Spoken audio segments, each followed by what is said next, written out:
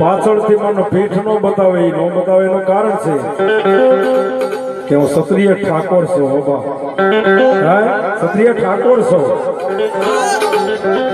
આથી મિત્રો કદાપી સુરત સુધી માણા વ્યા જાય, મુંબઈ સુધી વ્યા જાય, મેં બીના ઘટના જોઈ છે. 2 થી 2.5 વાગ્યાનો સમય થઈ ગયેલો. રોડની માથે એક એક્સિડન્ટ થઈ ગયેલો, 10 લાશો પડેલી. એમાં એક ભાઈ તડફડતો, અને ઈ રોડની વાત પર તેથી 1000 માણા નથી નીકળી ગયા, પણ કોઈ ગાડી નો ઊભી રાખે.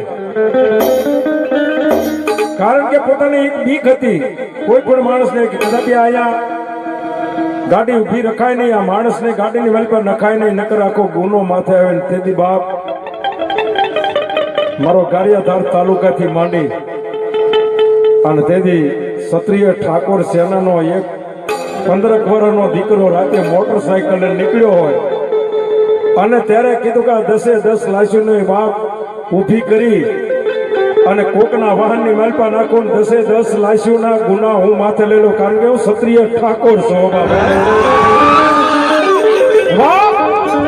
હું ઠાકોર છું. ઠાકોરનું લોહી છે મારામાં. મારથી પાછું ડગલું ભરાય નહીં.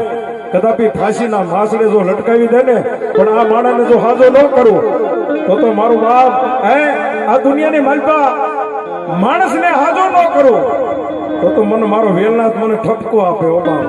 મારો વેલો ક્ષત્રિય ઠાકોર થઈ અને માણાનો જીવ તું ન બતાવી, અને તો કદાપી આના હાટું થઈ હું જીવ ન દઈ દઉં તો આ દુનિયાની માલપા મરદ સુરવીર દાતાર અને મારો ઠાકોર સેના